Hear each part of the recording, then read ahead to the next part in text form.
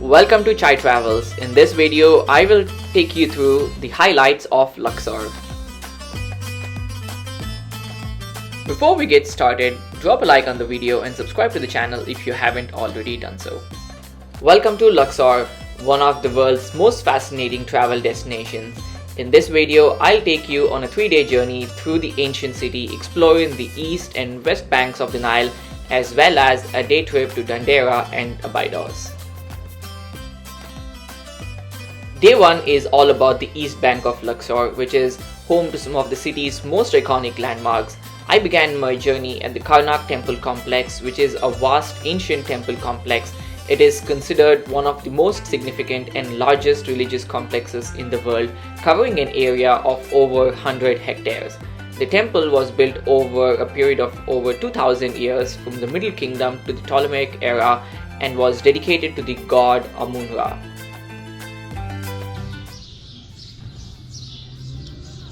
This is the biggest open-air museum in Egypt and the second biggest open-air museum in the entire world.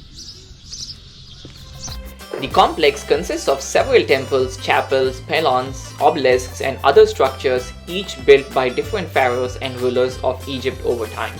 The most notable feature of the Karnak Temple includes the Great Hypostyle Hall, which is a forest of massive columns that rise up to 24 meters high and were built by the pharaoh Seti I and his son Ramesses II. The Karnak Temple was a significant center of religious and political power during ancient Egypt, and it was believed to be the place where the god Amun-Ra resided. The temple complex was also a site of pilgrimage and was visited by thousands of people each year. Today, Karnak Temple is one of the most popular tourist destinations in Egypt and is a UNESCO World Heritage Site. Its impressive architecture and rich history continue to fascinate visitors from all over the world.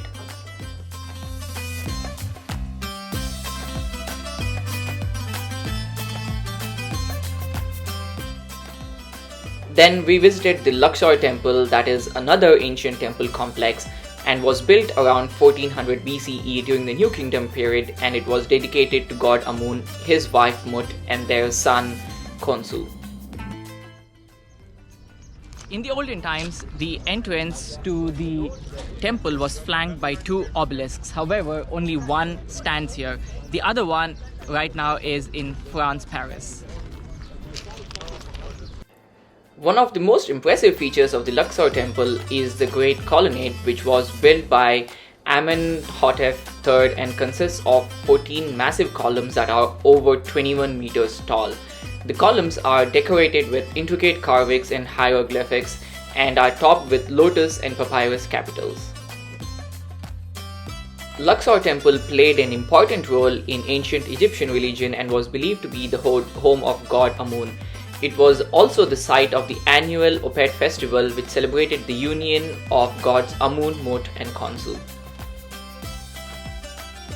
Today, Luxor Temple is a popular tourist attraction and is part of the UNESCO World Heritage Site known as Ancient Thebes with its necropolis. Visitors can explore the temple complex and learn about its rich history and significance in ancient Egyptian religion and culture.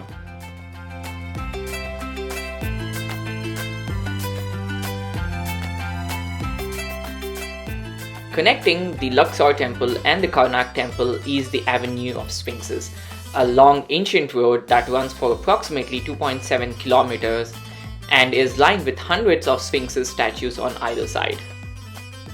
The Sphinxes are human-headed lion statues and were originally constructed during the reign of Pharaoh Amenhotep III in the 14th century BCE. It is believed that there were originally over 1300 Sphinxes lining the avenue, but many were destroyed or removed over time. The Avenue of the Sphinxes was an important ceremonial and processional route in ancient Egypt.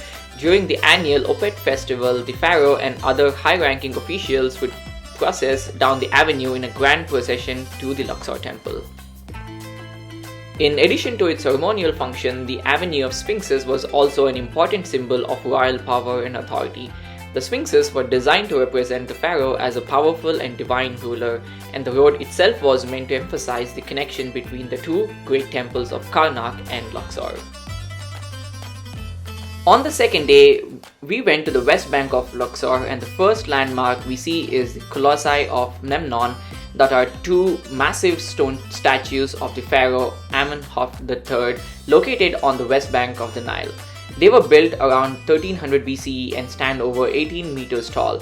The statues were originally part of a much larger temple complex that have since been destroyed. Then we went over to the Valley of the Kings, the royal burial site of many of Egypt's pharaohs during the New Kingdom period. It contained about 63 tombs, including that of the famous boy pharaoh Tutankhamun. This is an active archaeological site, meaning excavations are still going on and there might be many more tombs hidden that are yet to be discovered.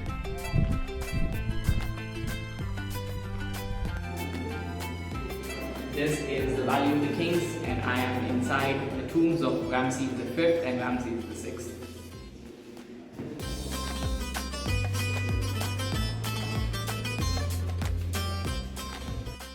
The tombs in the Valley of the Kings are decorated with intricate paintings and hieroglyphics that depict scenes from the pharaohs' lives and their journey to the afterlife. The Valley of Kings is a truly fascinating site that gives visitors a glimpse into the complex belief system of ancient Egyptians.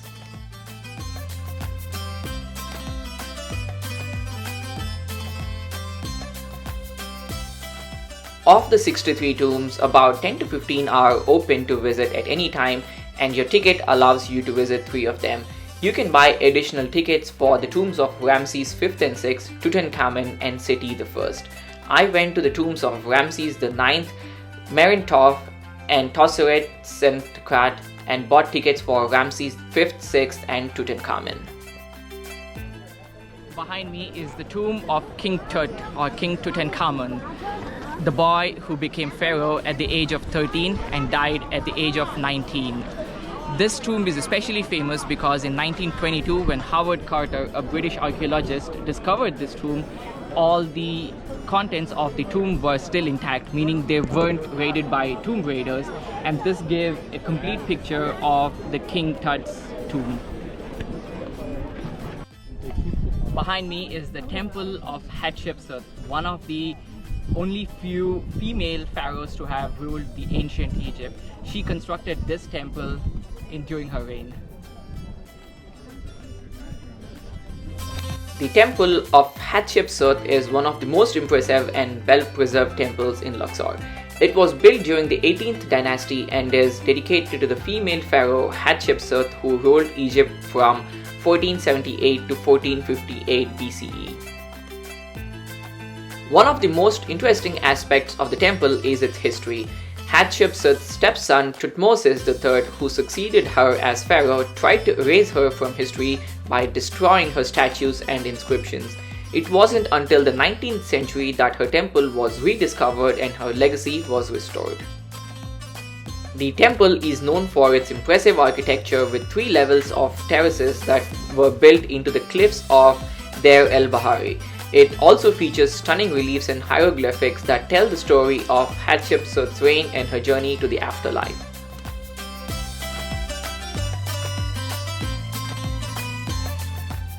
Medinet Habu is an ancient Egyptian temple complex located on the west bank. It was built during the 18th dynasty and was dedicated to god Amun. The temple features extensive reliefs and inscriptions, including scenes of battle and triumph, and is considered one of the best preserved temples in all of Egypt.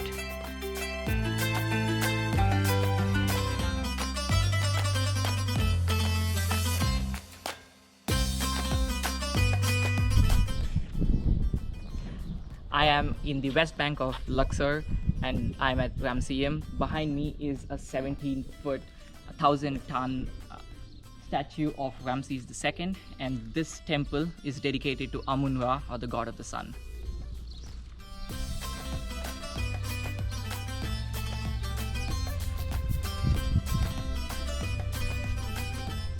The temple features impressive sculptures and reliefs, including scenes of Ramses II's military victories.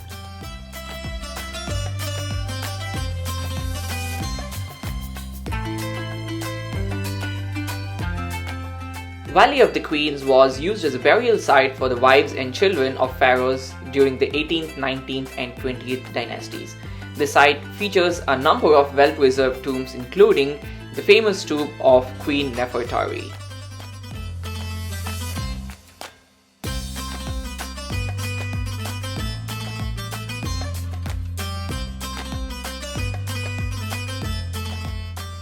Deir El Medina, also known as Valley of the Artisans, was home to the skilled craftsmen and laborers who constructed the tombs in the Valley of the Kings. The site includes a number of well-preserved tombs and workshops. I went to the tombs of Anekra and Senutrim.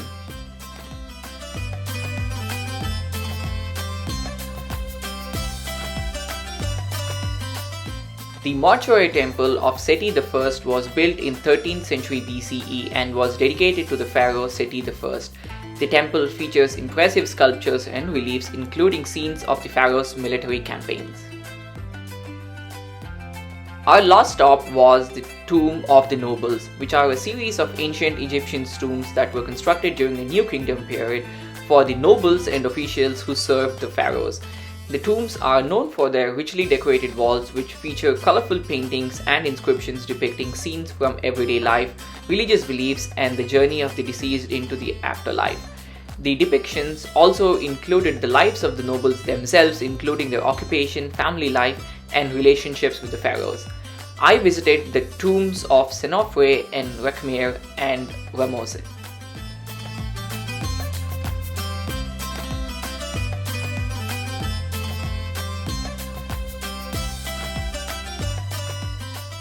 You can easily get across the East Bank and the West Bank by taking a public ferry for about 15 cents US per person, or take a private boat for about $1 to get from the East Bank and vice versa. On day 3, we took a day trip to visit Dandera and Abidos temples. Dendera Temple, also known as Temple of Hathor, is an ancient Egyptian temple complex located about 4 kilometers southeast of the city of Dendera. The temple complex was dedicated to goddess Hathor, who was worshipped as the goddess of love, beauty, joy, music, and fertility.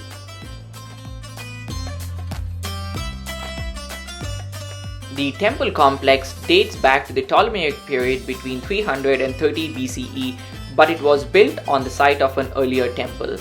The temple was continuously expanded and renovated over the centuries, with each new pharaoh adding their own contributions to the complex.